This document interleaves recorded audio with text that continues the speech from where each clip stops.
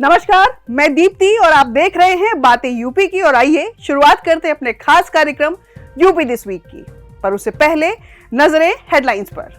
DRS system का घरेलू cricket में पहली बार इस्तेमाल करने वाला पहला राज्य बनेगा यूपी। T20 लीग में होगा इसका प्रयोग। भरतौल गांव यूपी का पहला गेस्ट हाउस वाला गांव। इसके लिए डीपीआर तैयार कर पंचायती राज अधिकारी को सौंपा गया है। यूपी में एक खास तरह का पैराशूट तैयार किया जा रहा है जो ड्रोन का इंजन फेल होते ही खुद खुलेगा। ऑर्डिनेंस पैराशूट फैक्ट्री ने इसे बनाने की तैयारी शुरू भी कर दी है। यूपी में बनेंगे दुनिया के सबसे हाईटेक ड्रोन और मानव रहित विमान। 2030 तक $13 अरब का हो जाएगा भारत का बाजार। गोवा की तर्ज पर प्रयागराज में भी अब डबल डेकर क्रूज चलेगा, जिसके बाद पर्यटन के क्षेत्र में भी बढ़ावा मिलेगा। यूपी में एक ऐसा पुल है जिसमें यूपी का पहला प्राइवेट सेतु कहा जा सकता है। इस ब्रिज को रायबरेली व लालगंज के मध्य सई नदी पर बनाया गया है, जिसे बैस ब्रिज के नाम से जाना जाता है।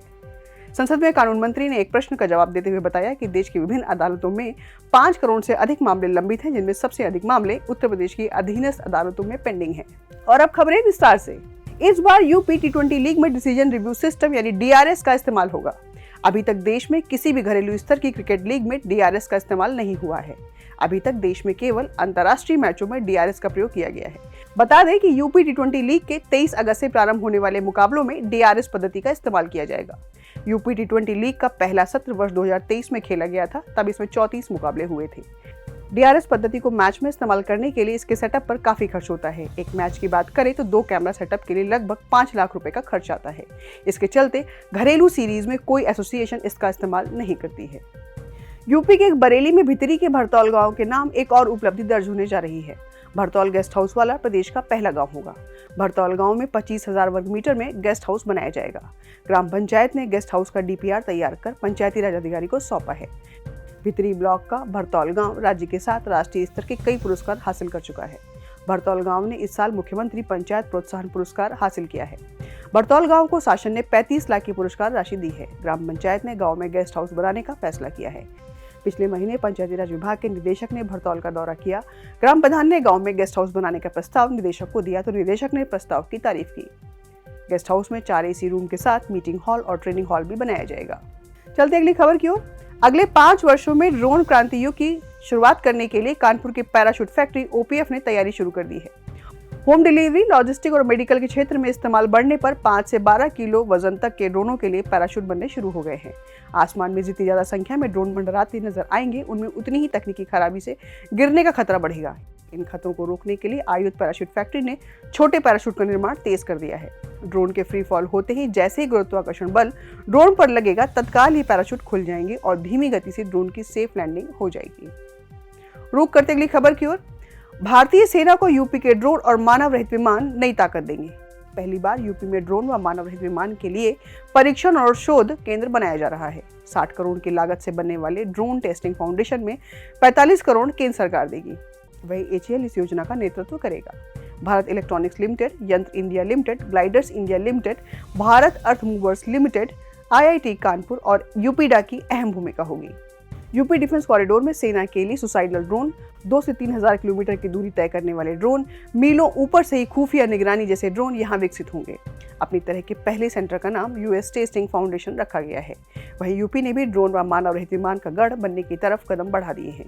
इसके बाजार का अनुमान इसी से लगाया जा सकता है कि वैश्विक ड्रोन बाजार करीब $14 अरब का है, जो 2032 तक $54 अरब का होने का अनुमान है। वहीं भारतीय ड्रोन टेक स्टार्टअप रिपोर्ट के मुताबिक भारत में ड्रोन बाजार 2030 तक $13 अरब का हो जाएगा।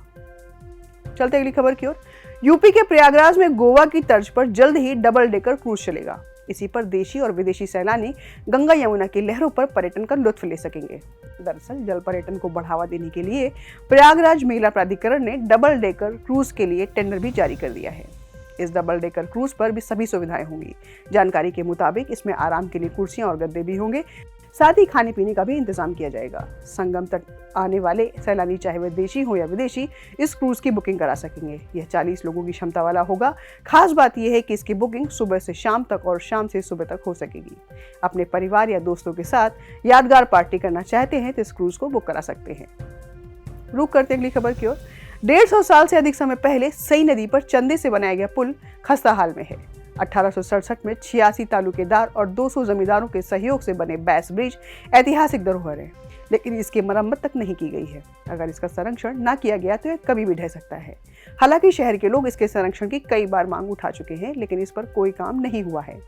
1857 की क्रांति में स्थानीय राजाओं को अंग्रेजों से लड़ने के साथ ही रास्तों की जटिलताओं से भी लड़ना पड़ा था। अमर सेनानी राणा बेनी माधव बख्श सिंह की सेना सई नदी को पार कर अंग्रेजों को मात देती रही। सई नदी को पार कर उन्नाव, फतेहपुर, कानपुर, लखनऊ से रसद लाने में भी कई समस्याओं का सामना करना पड़ता था। इन जटिलताओं को देखते हुए रायबरेली व लालगंज के मध्य सई नदी पर बैस ब्रिज बनाया गया था। खास बात, इस ब्रिज को अंग्रेजों ने नहीं बल्कि यहाँ के तालुकेदारों व जमींदारों ने धन संग्रह कर बनाया था। शायद यह प्रदेश का पहला पुल होगा जो बिना किसी सरकारी सहयोग के बना था। 1867 से यह आज तक बैस ब्रिज लोगों के उपयोग में आ रहा है। बढ़ते अगली खबर की ओर।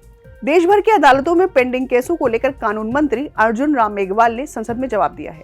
कानून मंत्री के लिखित जवाब के अनुसार भारत की विभिन्न अदालतों में 5 करोड़ से अधिक मामले लंबित हैं, जिनमें से सबसे अधिक मामले उत्तर प्रदेश की अधीनस्थ अदालतों में पेंडिंग हैं।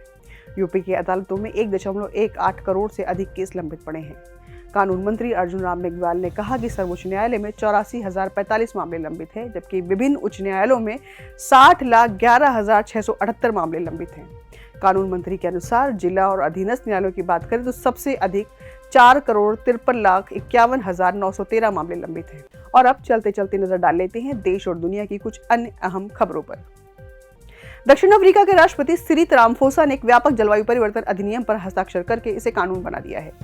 यह बड़े उत्सर्जकों पर सीमाएं निर्धारित करेगा और प्रत्येक शहर और कस्बे को एक अनुकूलन योजना प्रकाशित करने की आवश्यकता होगी। ऐसा करने वाला दक्षिण अफ्रीका पहला देश बन गया है। पेरिस ओलंपिक 2024 का आयोजन 26 जुलाई से 11 अगस्त तक किया जाएगा। ग्रीष्मकालीन ओलंपिक के इतिहास में यह पहली बार है कि एथलीट ओलंपिक समारोह कार्यक्रम में प्रवेश करने के लिए नदी के रास्ते रवाना हुए हैं। पेरिस 2024 ओलंपिक में भारतीय दल में 16 खेल विधाओं में 70 पुरुषों और 47 महिलाओं सहित 117 एथलीट शामिल होंगे। असम के चराईदेव जिले में स्थित अहोम युग के मोइदम को यूनेस्को की विश्व धरोहर सूची में शामिल कर लिया गया है। पूर्वोत्तर से पहली बार किसी धरोहर ने इस सूची में अपनी जगह बनाई है। बता दें कि अहोम मोइदम पिरामिड सरीखी अनूठी टीलेनुमा संरचनाएं हैं, जिनका इस्तेमाल ताई अहोम वंश द्वारा अपने राजवंश के सदस्यों को उनकी प्रिय वस्तुओं के साथ दफनाने के लिए किया जाता था। राष्ट्रपति भवन के 2 भवनों का नाम हाल ही में बदला गया है। 25 जुलाई को राष्ट्रपति सचिवालय की ओर से बयान जारी कर दरबार हॉल का नाम बदलकर गणतंत्र मंडप कर दिया गया।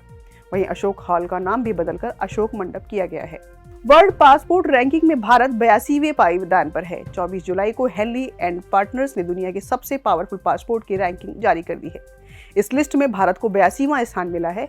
तो बस आज कार्यक्रम में इतना ही, और कार्यक्रम में दी गई जानकारी आपको कैसी लगी कमेंट सेक्शन में जरूर बताइएगा। और ऐसे ही खबरों के लिए देखते रहें और करते रहें बातें यूपी की।